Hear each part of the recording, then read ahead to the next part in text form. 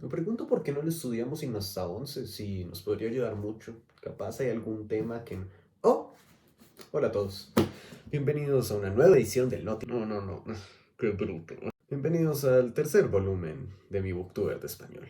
El día de hoy vamos a hablar de un texto que no requiere presentación y a su vez un gran contexto para ser comprendido en su totalidad.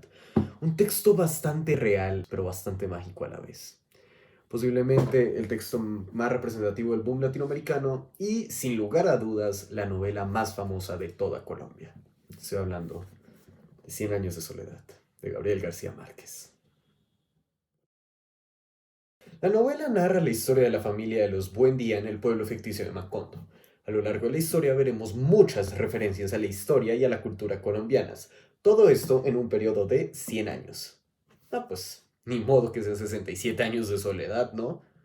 El texto se divide en 20 capítulos y, dependiendo de la edición, están alrededor de las 390 y 450 páginas. La edición que yo tengo acá, que es la del 50 aniversario, tiene 399 páginas. Y de paso, si es tu primera vez leyendo, tranquilo, muy seguramente te vas a confundir. Pero si no quieres ser como esos mentirosos que dicen entenderlo a la primera, te voy a dar dos tips que seguramente te van a ayudar a entenderla mejor. El primero de ellos es que anoten las relaciones que tienen los personajes entre sí y en especial con Melquiades, ya que en el arco final de la trama eso va a ser súper importante. Y la otra que les daría es que busquen un árbol genealógico de la familia de los Buendía. Les va a ayudar mucho con ese tema de la repetición de nombres que suele ser muy confuso al inicio. Algunas ediciones como esta acá ya lo tienen incluido y si no lo puedes encontrar fácilmente en Wikipedia. Eso sí, les recomiendo buscarlo solo por generaciones y no entero. De lo contrario se van a tragar unos spoilers que la verdad no afectan tanto a la trama, pero es mejor cuando uno los descubre a medida que va leyendo que como si fuera la primera página del libro. Ay, Gabriel García Márquez, el del billete de 50. Fíjense que estudió Derecho en Cartagena y después en Bogotá. Fue periodista durante la época de la violencia, lo cual es algo que es de admirar, la verdad. Y nació en el municipio de Aracataca, en Magdalena, en 1927, hace casi ya 100 años. El municipio de Aracataca fue el que se inspiró para crear el pueblo ficticio de Macondo. Si uno lo visita, la verdad notará una que otra similitud. Y hay un museo de él ahí, pero no alcanzó el presupuesto para ir porque cancelaron salidas por... ¿En qué me quedé? Ah, sí, es cierto.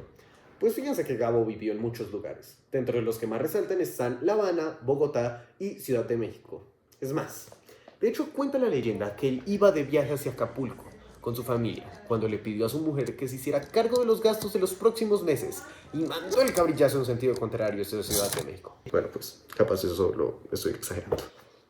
Se demoró 18 meses en escribir la novela encerrado en un cuarto y la enviaron hacia Argentina, donde fue publicada su primera edición por la editorial Suramericana en el año 1967. Tristemente, desde el 17 de abril del 2014 no hemos vuelto a saber de él.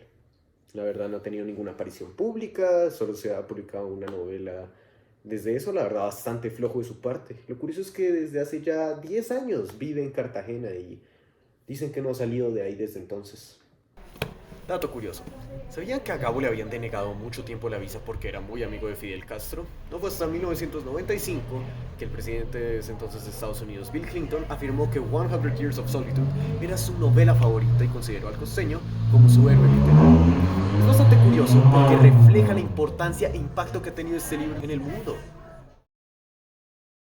José Antonio Buendía, el que cae en la locura después de sumergirse en el conocimiento, termina hablando latín, tenía un trágico final siendo amarrado en un castaño, lo cual representa esa pérdida mental que tuvo y como ya nadie lo quiere y queda atado a sus propios pensamientos. La cosa con Amaranta es bastante curiosa, ya que se redime al final, o bueno, algo así nos lo quiere plasmar el autor Gao, pero realmente no es que sea tan egoísta, simplemente que es su propio ser y están bastante justificados sus actos, en mi opinión.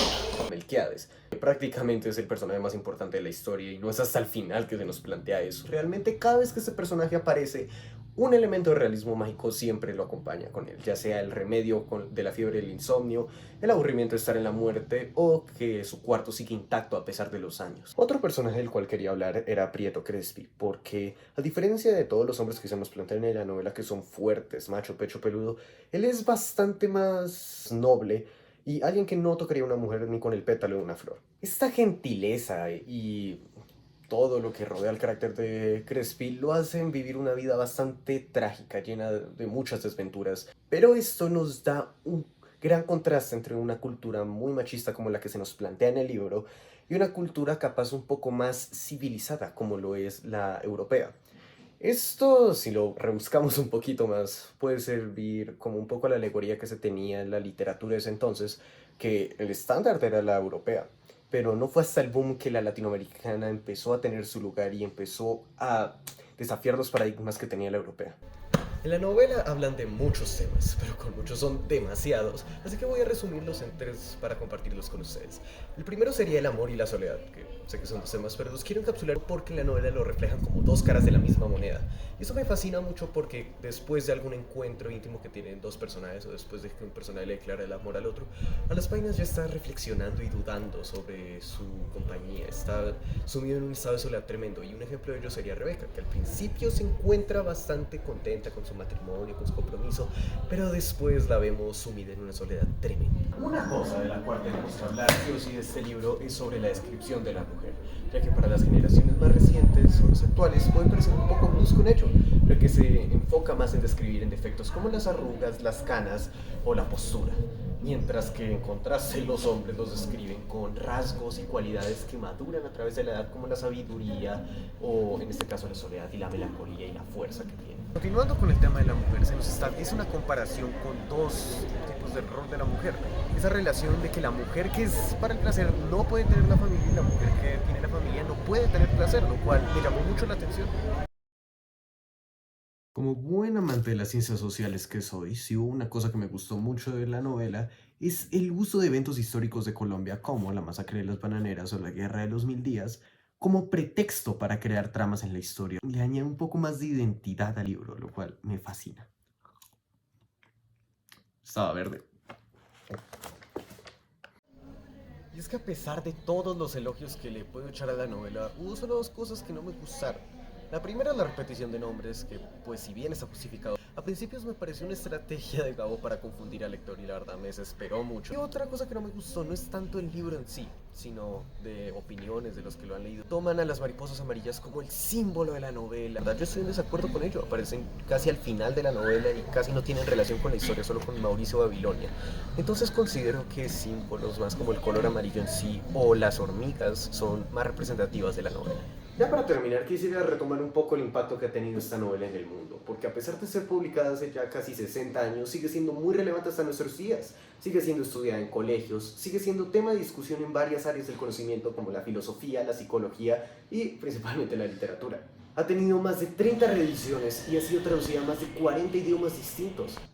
Eso no lo consigue cualquier otro libro. Ha sido adaptada a varios formatos, como la televisión, con la famosa adaptación que hizo Netflix el año pasado, y también ha servido de inspiración para crear otros, como por ejemplo la película de Disney, Encanto. A pesar de que pueda tratar temas que actualmente son polémicos o hasta considerados como tabúes, la manera en cómo lo relaciona con la historia a través de elementos literarios y una narración fenomenal hacen que genere un impacto en el lector, independientemente de su inclinación política, ideologías o moral.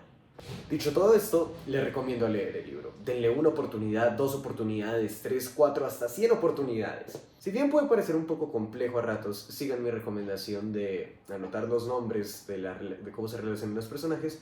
Y otra cosa sería que indaguen un poco más a fondo, no se queden solo en la novela, sino expándanse a averiguar un poco más del contexto en el que está ambientada la trama.